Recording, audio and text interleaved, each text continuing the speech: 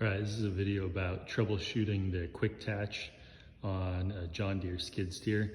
Obviously, if you can't use your Quik Tatch, then you either can't attach it, implement onto the front of it, or like me, if you rent a auger and it gets stuck on the front of it and you're paying by the hour, then you're gonna be upset that you can't get your auger off of the front of your skid steer. So just to review, this is where the Quik Tatch is, and I basically had this problem where it wasn't even lit up, it wasn't moving, I couldn't lock or unlock it.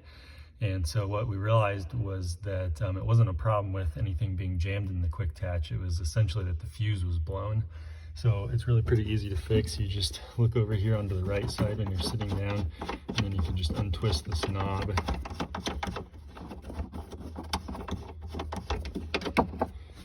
And pop this off, and then underneath that is where the fuse box is. So you can just take the fuse box out, and then you're stuck looking at all these fuses trying to figure out which one goes to what. But obviously on the bottom of the protector is a little guide that will show you what's what.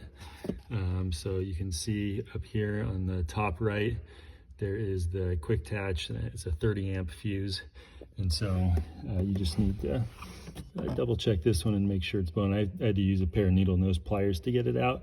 The easy thing that you can do instead of having to stop, get out of your skid steer, go over to the store, is we just took a look at this and saw that there's one 30 amp Quik Tatch fuse, and then there's also a 30 amp fuse for the AC and heater.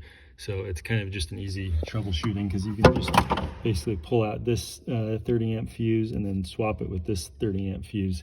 And then if that fixes the problem, all of a sudden your Quik Tatch light comes on and it starts working again. That is obviously just the blown fuse. Sometimes it's hard to tell just by looking at them. Obviously the only downside is that once you swap those out, then you're not going to have heat or AC. But that's how we troubleshot the problem and fixed it and kept working.